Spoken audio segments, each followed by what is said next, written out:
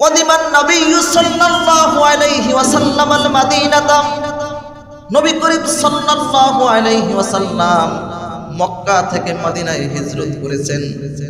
হিজরত করার পর ফারা আল ইয়াহুদা তাসুমু ইয়াউমা আশুরা, নবী করিম সাল্লাল্লাহু আলাইহি ওয়াসাল্লাম লক্ষ্য করে দেখেন আশুরার দিন ইহুদিরা রোজা রাখতেছে।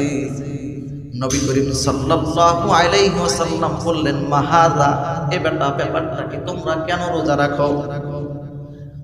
ক্বালু হাযা ইয়াউমুন সালিহুন, ইহুদিরা বলতেছে এটা একটা উত্তম দিন, এটা একটা ভালো দিন। হাযা ইয়াউমুন নাজ্জাল্লাহু বানি ইসরাঈলা মিন আদুবিহিম, এই দিনটা একটা পবিত্র দিন, এই দিনটা একটা উত্তম দিনের কারণ হইল এই দিন আল্লাহ রাব্বুল আলামিন বনি ইসরাঈলদেরকে তাদের শত্রু থেকে মুক্তি দিয়েছে।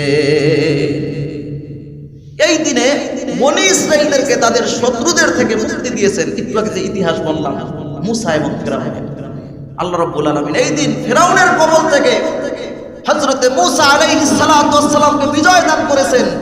ইহুদিরা বলতেছে সেই জন্য আমরা রোজা রাখি।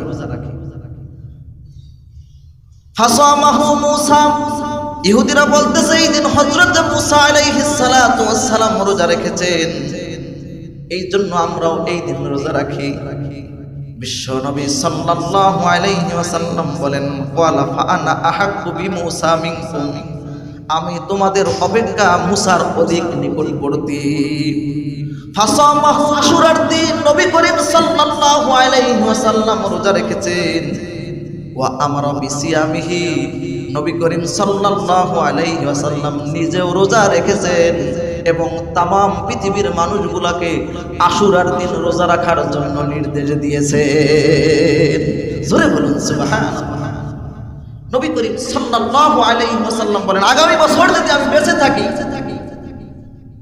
তাহলে আমি 9 তারিখ এবং 10 তারিখ দুইটা রোজা রাখবো। কারণ ইহুদিরা একটা রোজা রাখে, ইহুদিদের সাথে মিল করে একটা রোজা রাখা যাবে। এই জন্য আশুরার যারা রোজা রাখবো 9 এবং 10 তারিখ, কয়টা রোজা রাখবো? দুইটা রোজা রাখবো। এখন যদি 9 তারিখ যদি রাখতে না পারেন তাহলে 10 এবং 11 তারিখ রাখবেন। একটা রোজা রাখা যাবে না, তাহলে ইহুদিদের সাথে মিলে যাবে। এটা নবী করিম সাল্লাল্লাহু আলাইহি ওয়াসাল্লাম নিষেধ করেছেন।